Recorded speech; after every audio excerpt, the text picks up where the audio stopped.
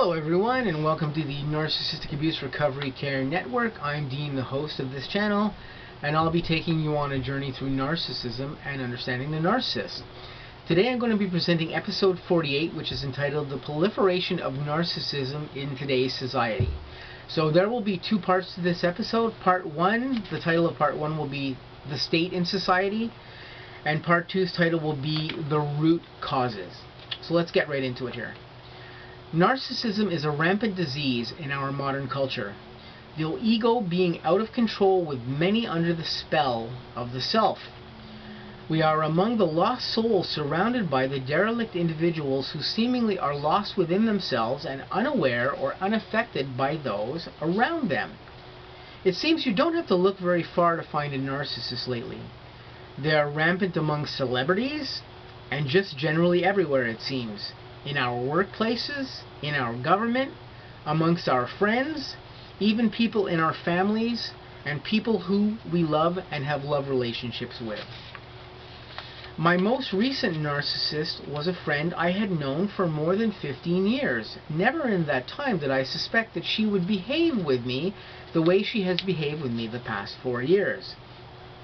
And after recently studying narcissism in much more depth, she is not the only narcissist I've had trouble with in the past 10 years. After more deeply evaluating several other people I know, I have realized that I have had several narcissistic experiences in the past recent years, including some people I've been in other relationships with. So narcissists are everywhere. What can we do? Well, there are things we can actually do. Educate yourself on what to look for when you are dealing with a narcissistic relationship.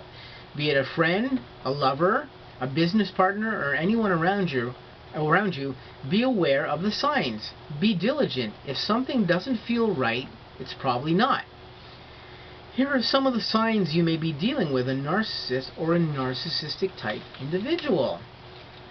If anyone has an overly grandiose sense of self-importance, if anyone requires a need for constant praise, admiration, or attention, these can be unhealthy signs that you may be dealing with a narcissistic individual.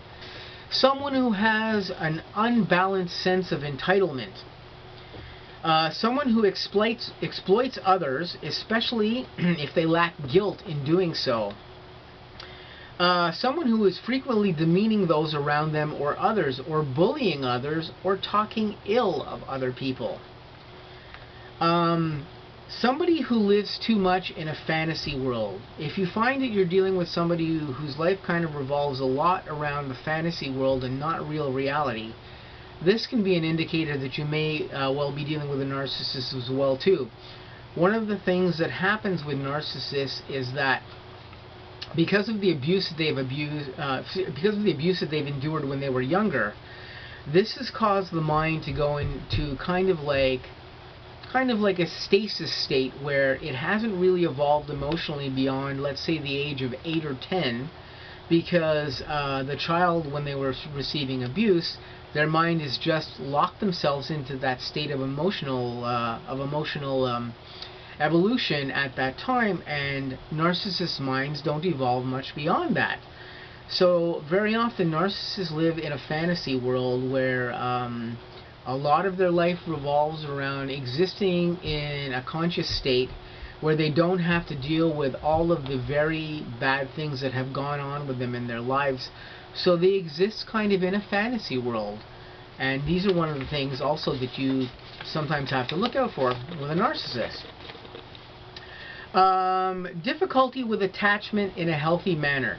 This is another thing that you should look out for as a red flag for if you might be dealing with a narcissist.